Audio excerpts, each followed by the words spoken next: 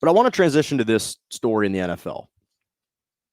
So the Cincinnati Bengals put the league on notice yesterday. They romped the Baltimore Ravens 41-17 yesterday in Baltimore on the road.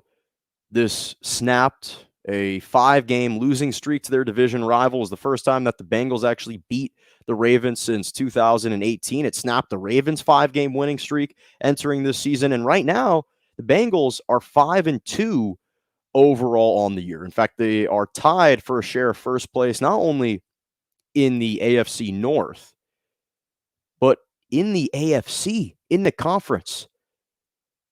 They are tied with the best record with the Titans right now in the AFC, obviously tied with the Ravens record-wise in the AFC North. But this is what's impressive about the Bengals. We kind of have overlooked them because they lost a couple games early, but let's think about who their losses were to. They lost to the Green Bay Packers in overtime, who are 6-1. In fact, since that dreadful opening game against the Saints, they've won 6 straight games of the Packers, and they lost to the Bears on the road. And listen, the Chicago Bears, they're not world beaters, but defensively, they have a lot of great players. So that's an impressive win. They've got, that's not the worst loss. Rather, they have collected some impressive wins over the Vikings, and then on the road at the Steelers, and now at the Ravens. But this is going to come across as a counterintuitive point. But what this really highlights is just how much we've been devaluing Joe Burrow throughout his entire career, not only with Cincinnati, but at LSU. Ed Orgeron is about to be relieved of his duties as the head coach of LSU because he's been struggling since Joe Burrow has left. Ed Orgeron, if you omit that 15-0 national championship season with Joe Burrow, in which Burrow and the entire team had a magical run, they were destroying every single team in their path that season. They had 14 guys from that team drafted in the NFL, in that NFL draft in 2020. If you omit that one season, Ed Orgeron as a head coach is 50-45 overall. If you remove the 2 seasons that Joe Burrow was at LSU, because LSU still went 10-3 their first year with Joe Burrow and Ed Orgeron, they'd be 42-40. He's 42-40. So this isn't to take a jab at Ed Orgeron, but he's just an average coach. He's a slightly above 500 coach, which isn't good enough when you factor in all the head coaching stints he's had at Ole Miss, at USC, and now LSU. It's not great. Certainly not terrible, but it's not really good. That's kind of who Ed Orgeron is a decent coach at best. Joe Burrow is just that great.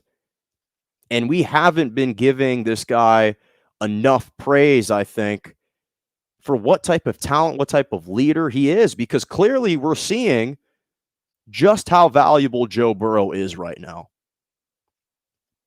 The struggles of LSU, he's gone 5-5 and 4-4 in the 2 seasons since Joe Burrow has left the program. And now the Cincinnati Bengals are thriving.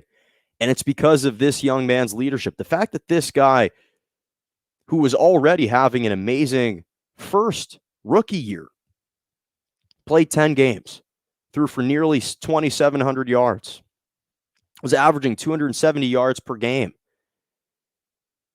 tears his ACL midway through the season, comes back less than 360 days later, and is suiting up for the Bengals again in his second season, and is actually on pace to break all the records that he was setting his rookie year. Now he's averaging 280 yards per game, and he's nearly at 2,000 passing yards, and we're only 7 games through, 17 touchdowns.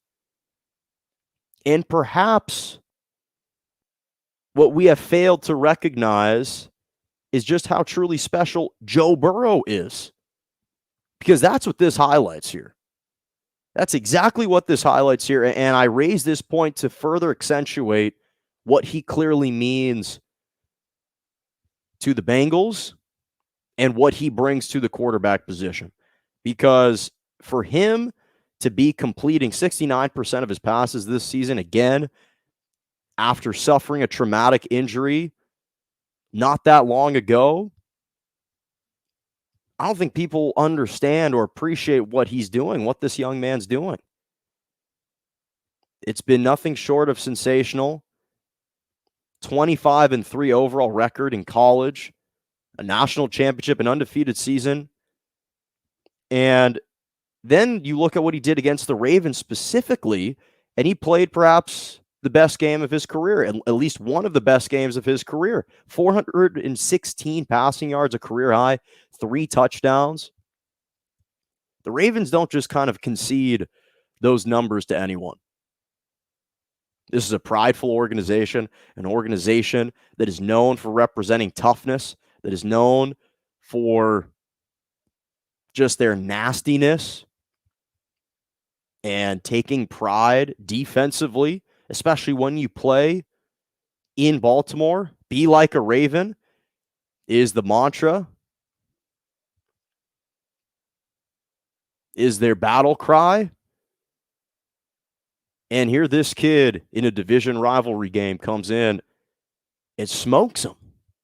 And then that's what leads into the other piece of this, which is the chemistry that he has with Ja'Marr Chase, who's been unbelievable this year. I think he has certainly shrugged off those initial skeptics from the preseason when he was dropping a couple passes in preseason games. He's shaken off that rust. Again, he hadn't played in a legitimate game in about 18 months, and he's been absolutely stellar, leading candidate for Offensive Rookie of the Year. Right now, he's second in the NFL for most receiving yards, just behind Davante Adams. Or no, behind Cooper Kupp. He's ahead of Davante Adams and Tyreek Hill. He's got 754 receiving yards, 6 touchdown passes, which is top 5 amongst all wide receivers in the league. And again, he was part of that national championship team. We had dubbed him as the nation's best wide receiver following that season. We didn't see him for a whole year. And now he is just exploding onto the scene. Almost reminds me of Justin Jefferson's rookie season with the Vikings, only Ja'Marr Chase has been even better than that, which is hard to believe given how impressive Justin Jefferson was as a rookie. And clearly, their chemistry from college has unquestionably transferred to the NFL level. There is no drop-off whatsoever. They're on the same bro length. They're on the same wavelength as well. Any kind of length you want to look at, these two guys have it. And he's been stellar. And while I do think that drafting Penei Sewell, the star offensive lineman out of Oregon, would have been the more prudent draft pick, it's hard to argue against drafting Ja'Marr Chase, given the chemistry that they have, given the success that they've been having together. And he's been sensational. They've got an impressive tight end, CJ Uzoma, who's been a revelation, 5 touchdowns. In fact, he's tied for the most touchdowns at the tight end position in the NFL, along with Dawson Knox, who's also kind of come out of nowhere for the Bills. So their offense has actually been pretty explosive. They've got a legitimate number 1 wide receiver already as a rookie.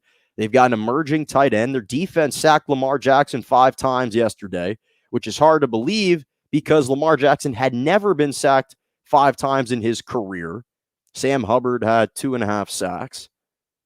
And listen, I'm not going to project or predict that the Cincinnati Bengals are necessarily going to reach the AFC title game or going to reach the Super Bowl, but they're on pace to make the postseason. And this looks like a legitimate playoff team right now.